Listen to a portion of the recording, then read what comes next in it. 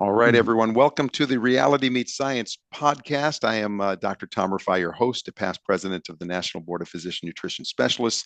My world is mostly in clinical. I am not at the level of research and understanding at the professorial level that we have with our guest, which is Professor Marion Nestle. If you don't know who Professor Nestle is, then you've been living under a rock. That being said, professor at NYU of nutrition and food politics, in fact, wrote a phenomenal book called Food Politics, which I would say you should still go get. But in addition to her new book, What to Eat Now, which you should go out now. I'm going to say that unsolicited. She didn't ask me to tell you this, and go get it and read it. So in case you don't know what to eat, you will know what to eat. And maybe many of the people that are listening, Professor, are a little bit wiser. But I'm going to also presume that a lot of people are just starting from a curious and contemplative level. So we'll try to keep it down to earth as possible with you. And I love that we're in your living room and you're having a little bit of coffee in the morning. And it's great to have you back here. Thank you. Glad to be here. First and foremost, what motivated you to, no pun intended, to release now, What to Eat Now? Um, Where was the gap fill there? well, it was a pandemic project. And, my partner lives in Ithaca, New York, upstate. And I moved up there during the pandemic to avoid what was going on in New York City. Right at the beginning, we were really worried about um, people who were older getting sick. And I thought, well, it'll be safer there. And I couldn't do the kind of research I usually do. Everything was closed. Hard to remember, but it was a really tough time.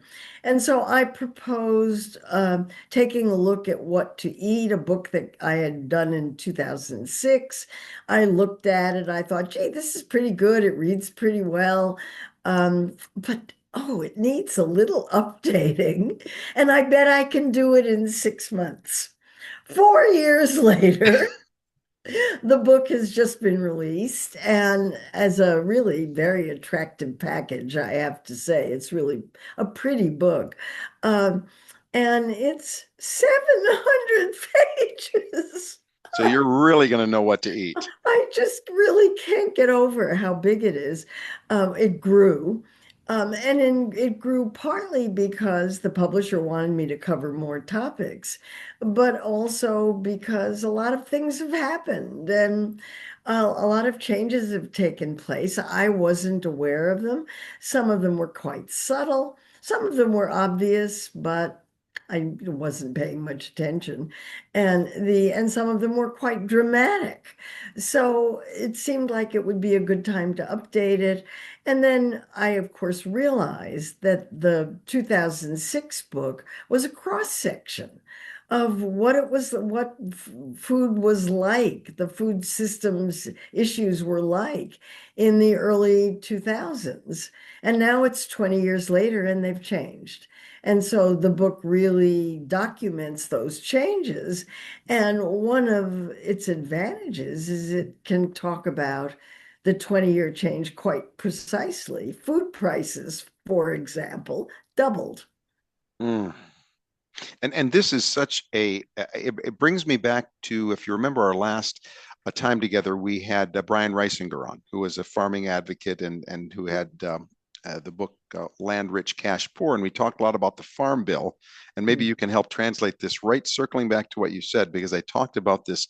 Here I am in Metro Detroit, and there's Woodward, first paved road in the U.S., and 13 Mile, where there's this huge hospital called, used to be called Beaumont, now it's Corwell, 1,000 beds. They bought a whole strip mall, and there's a McDonald's advertising for a $5 value meal, and there's a Meijer across the parking lot selling a pint of blueberries for over $6. Right. And I said, this is not going to work. I mean, if we're going to be surrounded in, and I pardon me, professor, when I say crap, my definition of crap is just an acronym: calorie rich, refined, and hyper palatable. It's not the crap you are thinking of. It just happens to sound that way.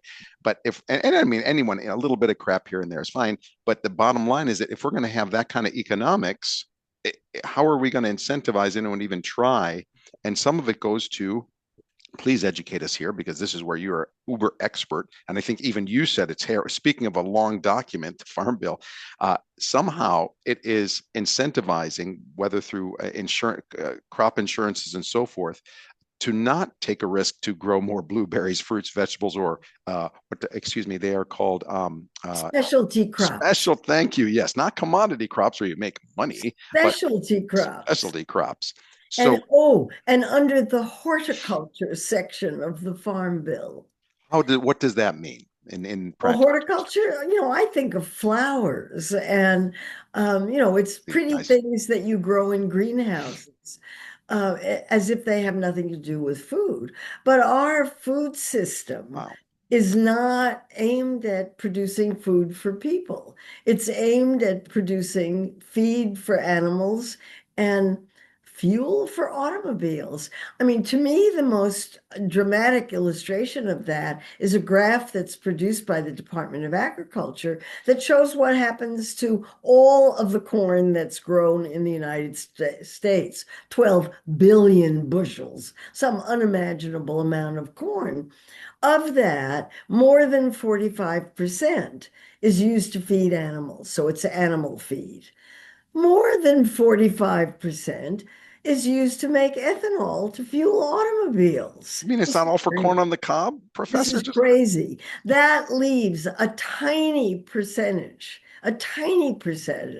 for corn on the cob for people, or even corn ingredients that go into food, like high fructose corn syrup. I mean, those are tiny, tiny fractions mm, of don't forget the of what our food system is aimed right. at doing. We're Yeah. not growing food for people. Yes. We're and then some, of course, let's not forget the corn flakes and the corn chips and all of that. Yeah, okay, The but that's all in that same 10% or right. less. So I mean, and just to get to where there might be some, lower calorie density, higher nutrient density corn on the cob, it's what, probably 2%. I mean, whatever the number is, it's It's some. very small, very small. And if I'm not mistaken, I believe I read a statistic of about 30% of our arable land is dedicated to corn, corn which is being for use of Yeah, these purposes. yeah, some, And and half of that goes to fuel automobiles.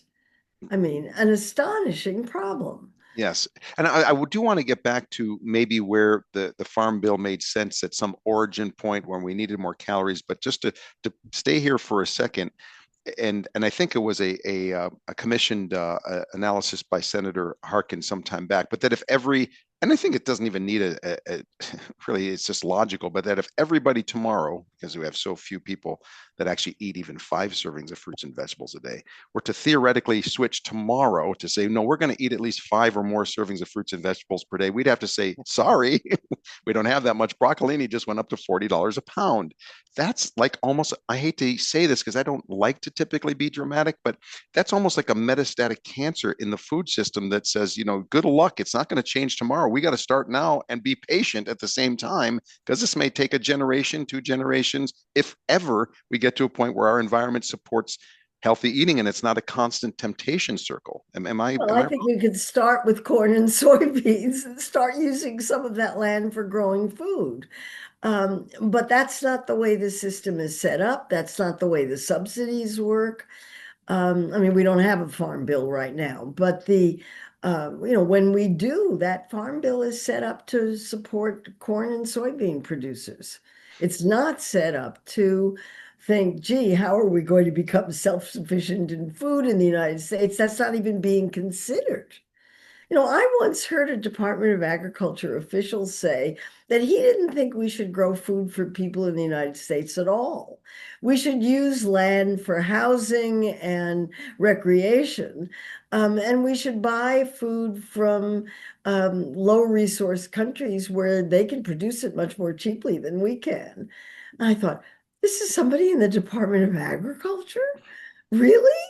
oh my, oh Oh, my. well. I wasn't expecting that, so I'm speechless for a moment. I might have to think about this. But to go back to, so people don't think it's entirely insanity, the origin point of the Farm Bill, and please correct me if I'm wrong and just clarify further. There was a point in which I think it was maybe even between the world wars, in which we needed to get more calories to Americans, and it made some sense. And so let's because I don't want to get to the point where it sounds so conspiratorial. It's kind of spun out of control. Let's say we'll try to be give some credit where credit is due. But the origin point of the Farm Bill, when it may have made some sense, or at least give us an idea, how did this all start?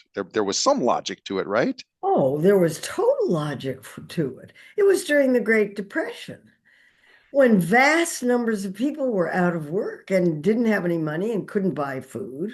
And farmers were producing food and nobody could buy it because they didn't have the money. So the government stepped in and said they would buy the produce from farmers and give that food to poor people, and of which there were masses. There were vast numbers of people out of work. That made perfect sense because farmers couldn't sell their food. They were destroying the food while there were people starving. I mean, it was a horrible situation. The Great Depression was a very difficult time in the United States, and also it was during there was also a lot of problem in farm country because of the Dust Bowl, and all of that. And so the government was trying to step in to keep people from starving on the streets and to keep farmers producing because we needed their food. I mean, it made sense. But over the years, as farms consolidated and people left farming because big drove out small, and farming became this enormous commodity enterprise with with people owning them that don't ever set foot on the land. Um, the system changed and they got a lot of political power. And once they had political power, they kept the system going the way it was going. Yeah. Yeah, no, that makes sense. And, since we're discussing the reality that the theoretical ideal is not here, and I hope someday gets here, but even if it does, it will take a long time. It seems like where reality meets science is we're going to help people derive some skills in the spectrum of processing, because people are going to eat, and they're going to eat processed foods. Now, processing in and of itself isn't, I mean, there's some level of processing just to get a blueberry in a box. Mhm. So we're not necessarily talking all about ultra processed foods, but there's going to be some, many cases, processing can be, helpful to get things into a can, and maybe it's some no salt added chickpeas or whatever the case may be. But we have to navigate to a point that's practical for people. So let's start to unpack this processing issue. By the way, and I'm sure I may probably have spoken to many times, but we've had Professor Barbara Rolls on the podcast, and one of her cases that she makes is it's really not the processing, it's the refinement, and this Mhm. removal of fiber, removal of water, removal of nutrient, and then you end up getting a high sodium, low potassium, calorie dense, low fiber product as a result of it. But it's not as if you couldn't use ultra processing, for instance, to make a medical grade meal replacement, which in programs like the Look Ahead trial, we temporarily use to help people until they learn enough about food. So if, as I like to say, a neutron bomb came and blew every shake off the face of the earth, you would still know what to do. But they have a use. But that's not usually how ultra processing is working. It's usually making crap, excuse me again. It's calorie rich, refined, and hyperpalatable Mhm. foods. But then Kevin Hall went and did a metabolic ward study in which he said, if we tease this out and we'd really try to control for calorie density and hyperpalatability, that's where the issue really lies. That this ultra processing is typically making foods, and even to some case, like the conversation about Wonder Bread that you had, I can't remember which podcast that was, but making it so you don't even have to chew something. I mean, it just basically, it's just swallow it down. It's so easy to overconsume calories that when you use processing for that purpose, it is toxifying us to the point where we're major calorie imbalance, high sodium to potassium ratio, low fiber to calorie ratio, and those things that really are, I hate to say this, bread and butter nutrition are what's driving the issue of why ultra processing is a real problem. And when you have that much food, even in terms of seed oils, I don't want, I believe that the secretary means well, but there's this whole thing about, saturated fat is great and essential. It's like, actually, it's not essential.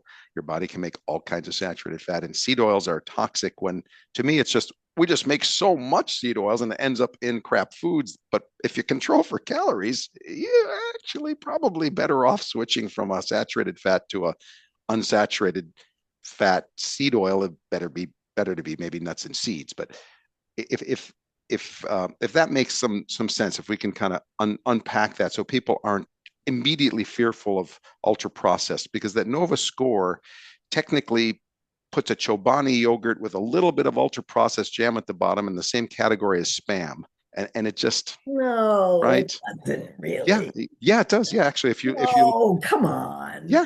Oh, yes, yeah. No. There was a great presentation, the American Diabetes Mhm. Association, which a dietitian who knows this topic left and right looked at, for instance, even some 100% whole wheat breads, and bread is still bread. I get it; it's calorie dense and so forth. But in the same ultra processed category, due to the length of ingredients and the steps in processing, and so it technically made level 4, as did spam and hot dogs.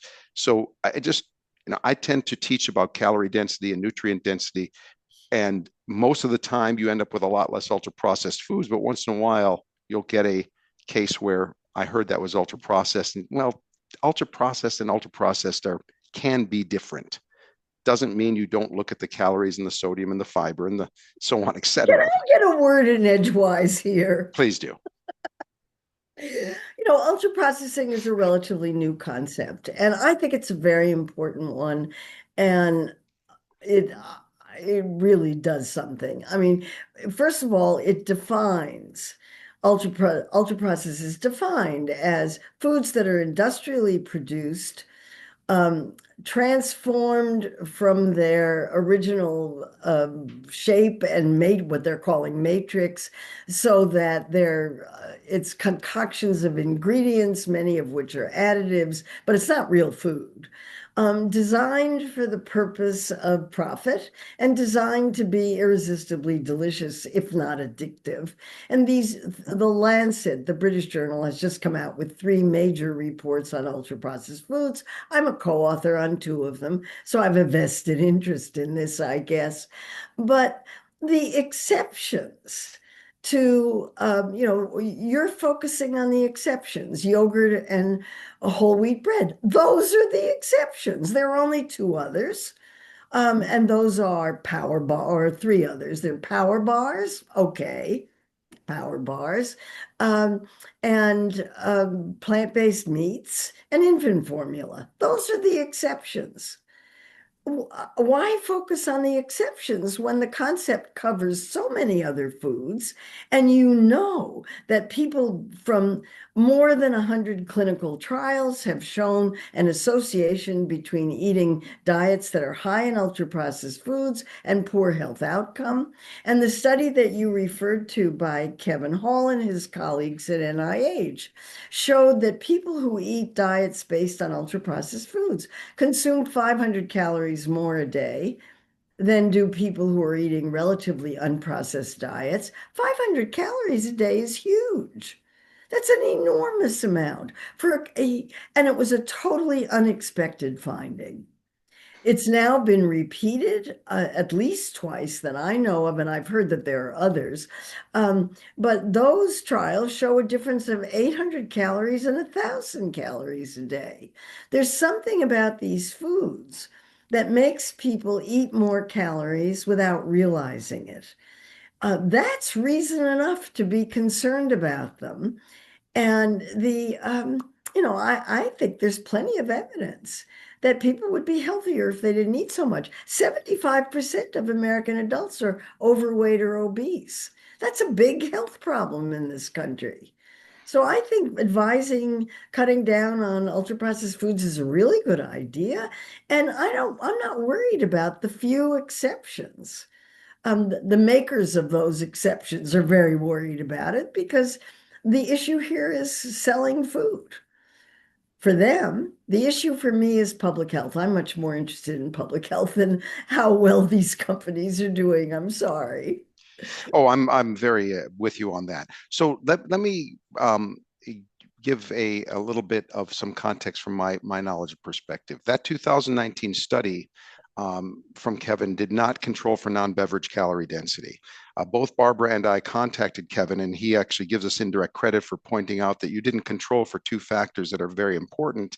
The study that has been done, unfortunately, halfway through it, because of whatever was happening between the administration and Kevin, he had to end up leaving the NIH, but the study was finished. Once controlled, in fact, let me just be fair here, and we'll do a little share screen. So to me, the difference between the left and right here, with whole wheat penne pasta and the Chobani yogurt and Cheerios and whole grain bread and tofu being considered ultra processed, as well as the infant formula and so forth, is a big enough issue for me in clinical medicine to want to warn patients that this and this, though all in. I'm having trouble seeing this, is why I'm leaning forward Yeah, here. let us go make it a little bit larger. Excuse me. This is a different slide here. Oh my goodness, it certainly is. Those are some great cases there, but that's somehow it Uh-huh. switched the. Let me see here from current slide. Okay, and why is it switching? I do not know. I don't know. I suppose most readers can see this. Yeah, I will get the slides back up in a second here, so that hopefully it doesn't keep switching. But nevertheless, okay, there we are. While we're discussing here, the trial that Kevin had finally published did control for non-beverage calorie density, and then hyperpalatability. So we weren't mixing up the calorie liquid beverages with the other factors of solid, or at least soft foods. And when you looked at the issue in that regard, you ended up having a pretty much no difference whether it was ultra processed or not. And we'll go back here to this slide, which is a little bit. Yes, there we go. So all of these are all considered ultra processed foods, and to me, Professor, there is a distinction here that's not without a difference, whether it's tofu or whether it's the Chobani or Cheerios or 100% whole wheat bread or 100% whole wheat pasta. These are different. And so for me, the NOVA score is helpful, but you still have to look at things like nutrient density, calorie density, hyperpalatability, that are issues that are separate, and I would call, crap foods versus these. It's interesting. In all of those foods on the right side, there are examples of them that are not ultra processed. And it would be interesting to compare the difference in calorie intake between, let's take whole wheat, whole grain bread. It's quite possible to have a whole grain bread that is not ultra processed. I use And Ezekiel. certainly I it's love Ezekiel possible to have peanut butter that's not ultra processed. You just get one ingredient, peanut butter, peanuts. That's not ultra processed.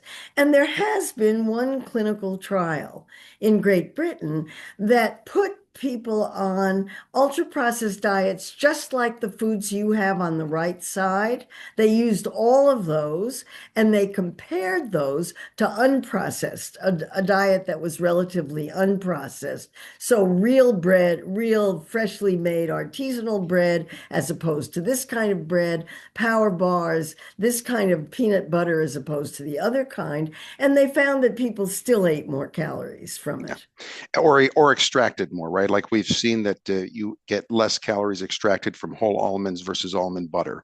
And the calorie density between that Pepperidge Farm and Ezekiel is lower. So I guess the point I'm saying is it's running through calorie density and nutrient density largely. And there's so much there's so little of those healthier food choices out there that people are going to be faced, because that's the way the world is, which is what we started the discussion on, with either this or that. And I agree with you, if you can get to those, or a GLP drug, which of course people without much money and who are on SNAP are not going to get to those. And we start to differentiate based on socioeconomic issues. And I think we just have to be careful there. If we look at the trial that, and here's Walter who helped out with some of this. This was the study that Kevin repeated when controlling for energy density and for beverage calories and hyperpalatability. And what you found here is in this ultra processed group versus this minimally processed group, there was no statistical difference between calories once you controlled for those issues. If it Mhm. wasn't for the fact that people are just going to have such a hard time finding all of the things we're talking about, if we push everyone other than the select few that I might see in the clinic or that might have means, I guess I'm in the trenches with patients that I have to, I have no choice but to give them some of this insight. That's all.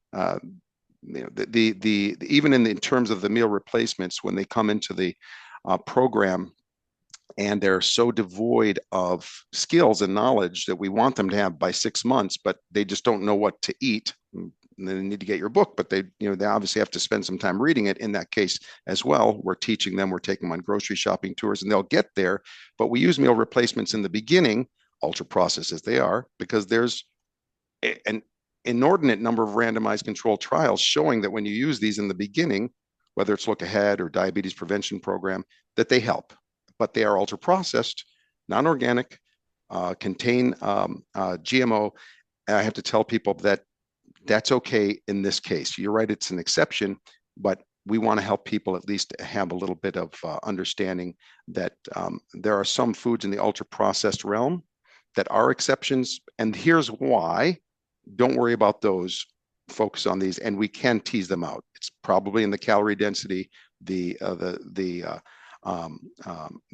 ease of the ingredients that make the dose softeners and everything you were talking about in that podcast. I think it was with the inventor of Zoe, in which it just makes wonder so easy to swallow, almost as if it's a liquid. Fully on board with all of that. That's all. Oh, and it's really wonderful that you have the opportunity to spend that kind of time with patients.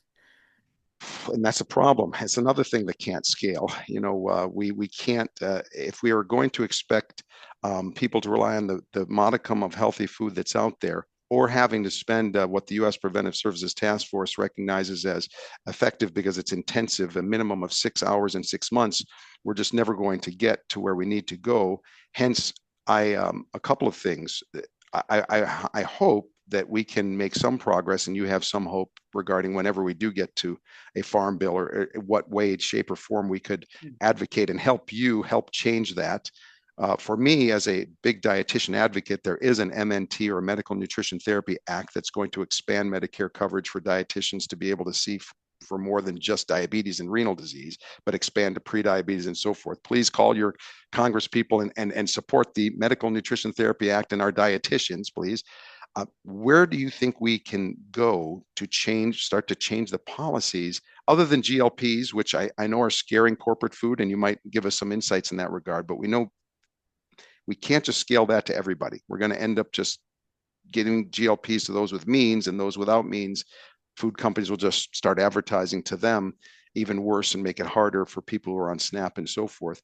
Where's the hope in changing our food policies and our food politics? Is there well, after we're gone, I mean, is there a path we can start that we can engage our representatives or senators, or what do we do about this Well, we have to food get policy? money out of politics.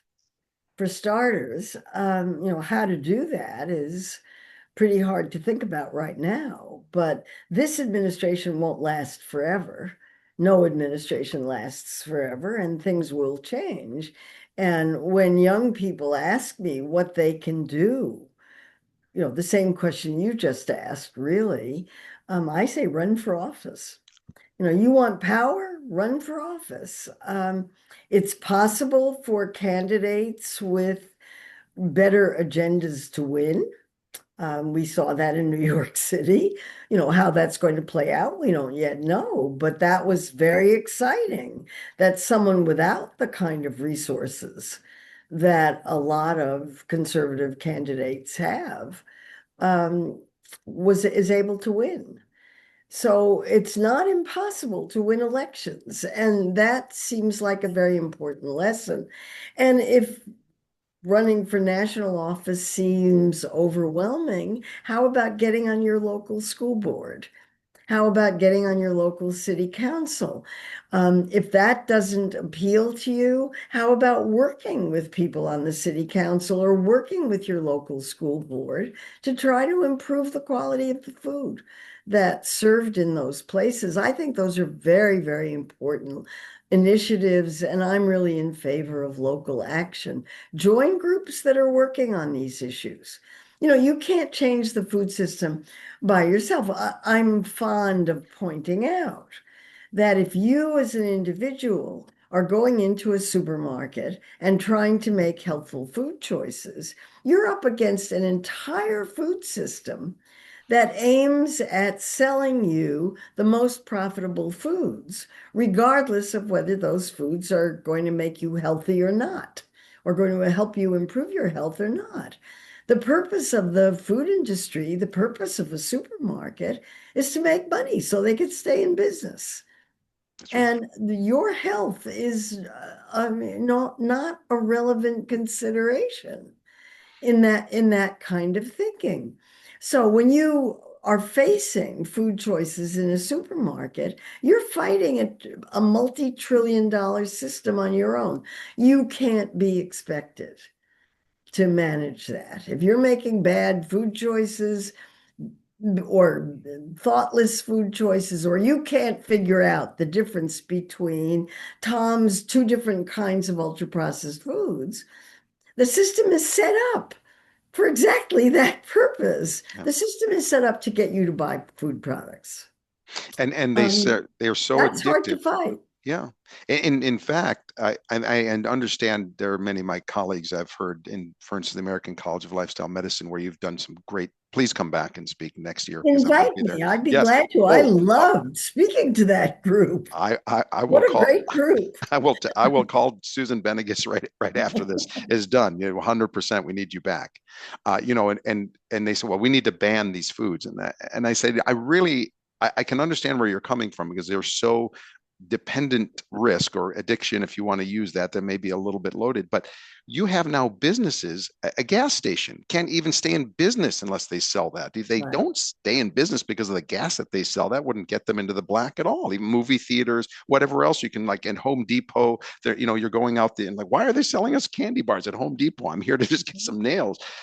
But they're going to make some money from it because it's impulse buying. And I like what you just said because it's not to say don't, you have no power, don't do anything. Of course you have power. But what I think what you were saying is don't beat yourself up about it. You are swimming upstream. It is a reality, but the market pressures can change. If you get out there, like Professor Nestle just said, I, by the way, have spent years donating my time to two public school systems, helping with the nutrition services. I'm going to go back next in January to speak to my son and another class to the kids about healthy food choices and all the little things we can do to help convince. Yes, I know it's a little bit expensive. I hate to just keep saying blueberries because there's obviously many more foods than blueberries, but it's worth it. Over time, maybe we can change pressures, or at least part of the story is we need to start speaking with where our dollars are, and make it evident to the food industry, which in some places, I mean, in the background, if you look at, who would want to do this but me, but you start looking in the background, even at Taco Bell, they're starting to lower the sodium. They don't have salt in their taco shells anymore. You can get cabbage there. You're going to spend more on that burrito by the time you turn it into a Michael Greger or Dr. Tom or Professor Nestle burrito, but you can get the black beans instead. They got less sodium, the cabbage and the lettuce and the extra onions, and you can do things. But I appreciate you saying that it's a swim upstream issue. Do you think there ever will be where we address the farm bill?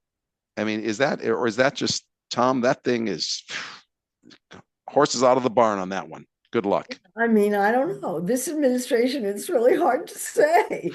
They make a lot of promises, but it's about food. I mean, it's been very interesting to see what this administration has done because at the beginning, they made a lot of promises about improving the food system, getting what RFK Jr. referred to as poisons out of the food supply, but they're not actually doing very much about it.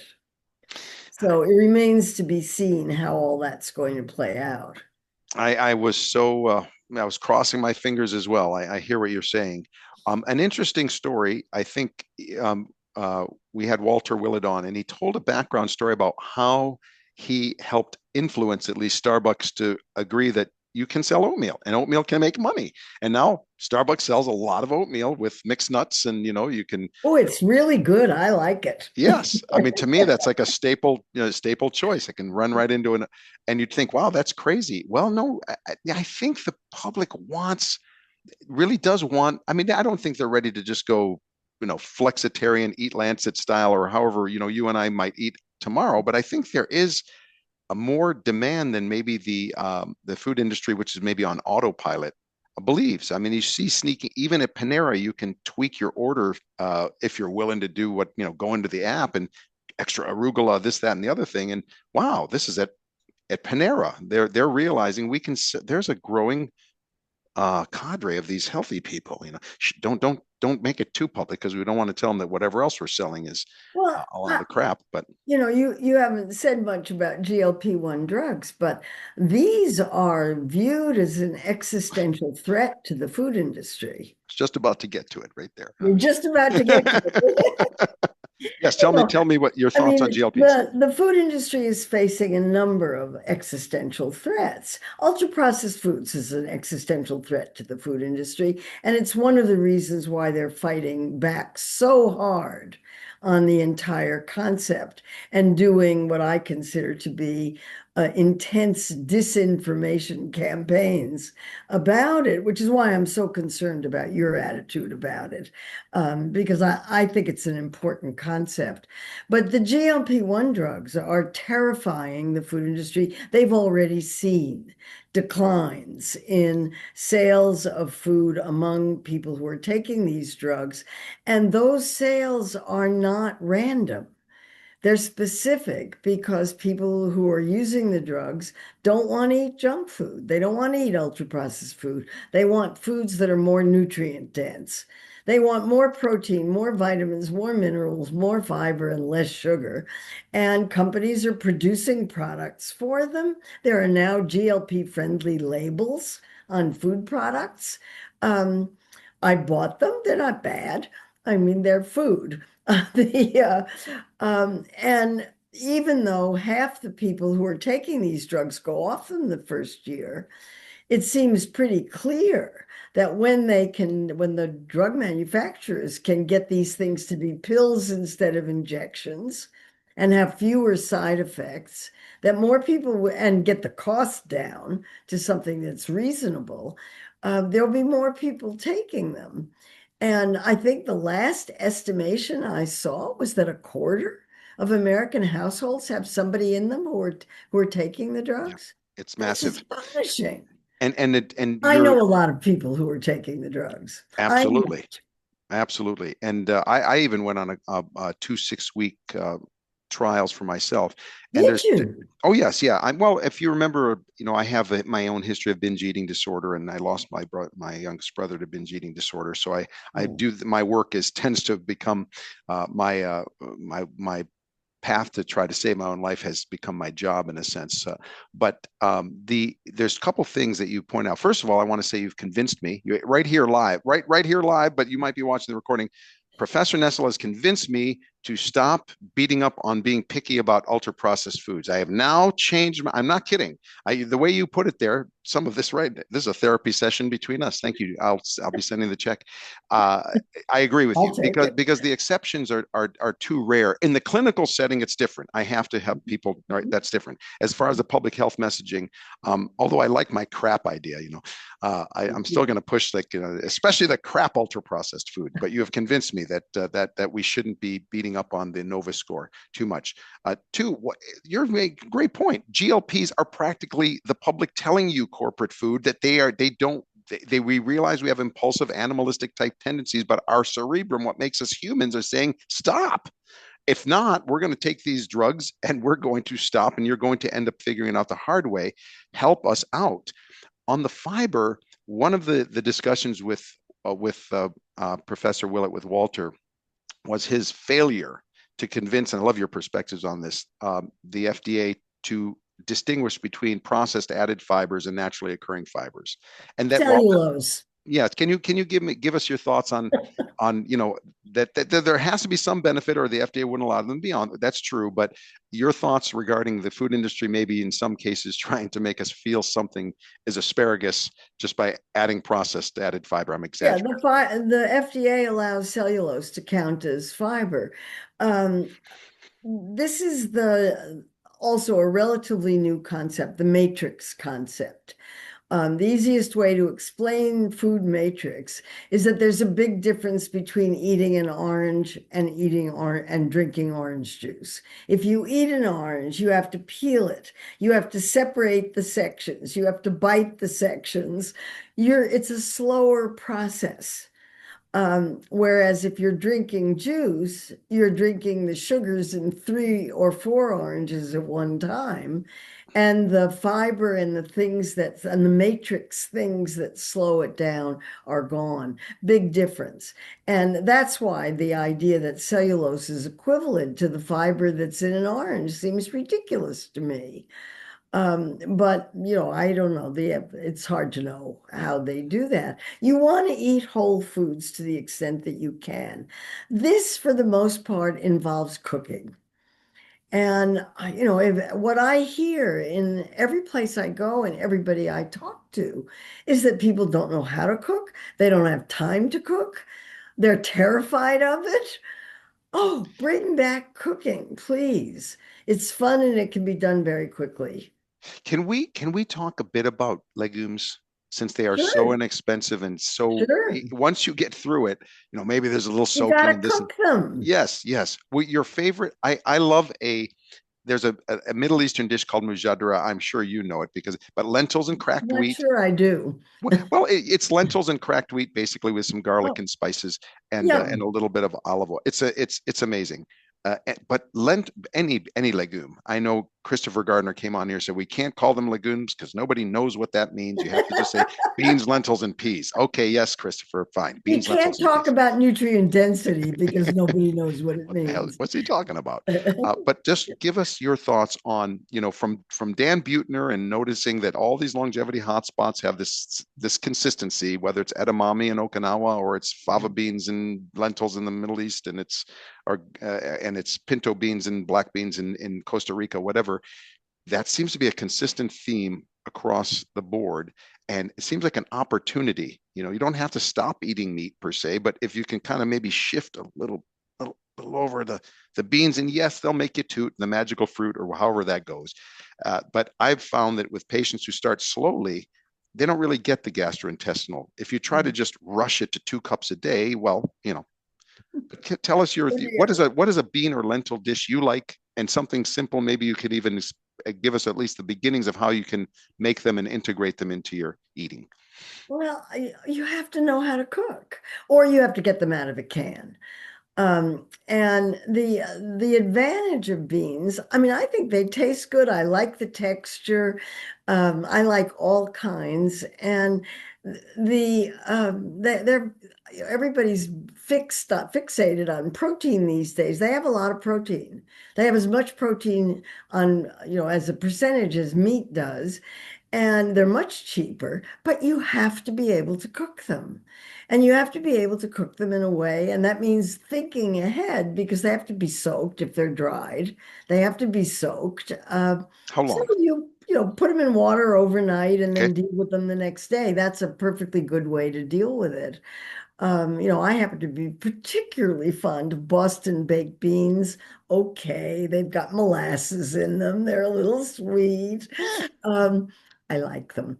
And I think people don't eat them because they're unfamiliar. People don't know how to cook them. I keep coming back to cooking because I keep hearing so much about it from people that I'm talking to that they don't know how to cook. They just feel like the barriers to cooking are so enormous.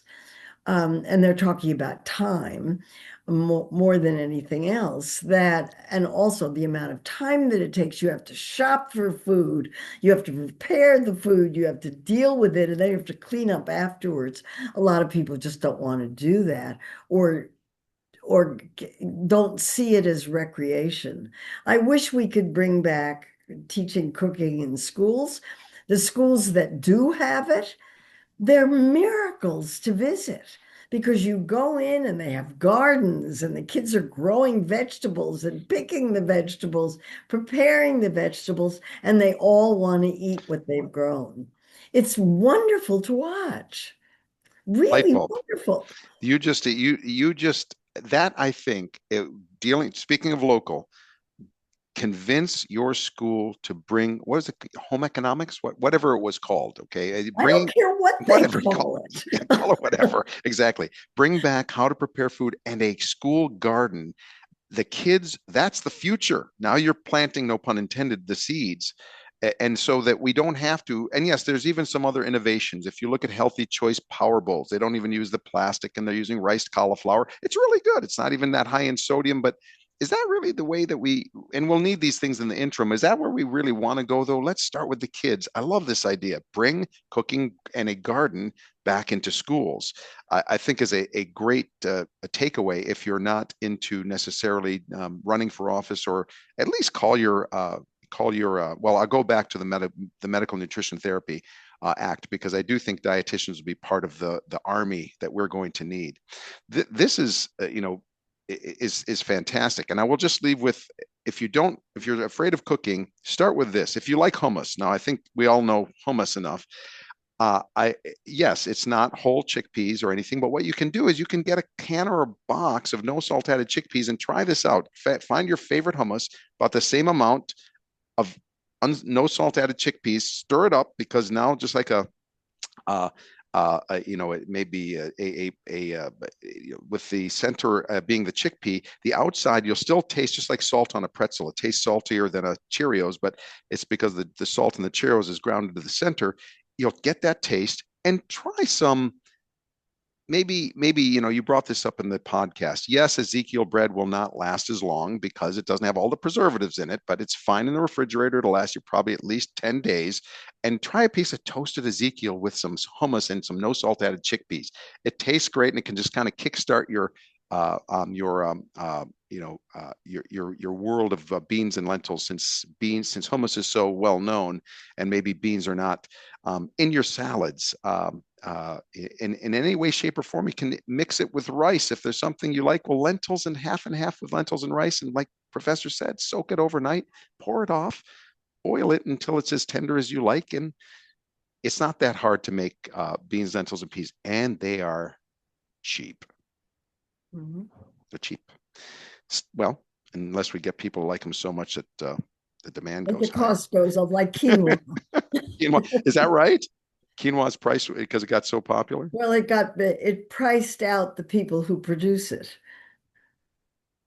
So the people who were producing it in Peru and those places can't afford it anymore. Oh my gosh. So they can grow it and sell it, but they can't buy it themselves.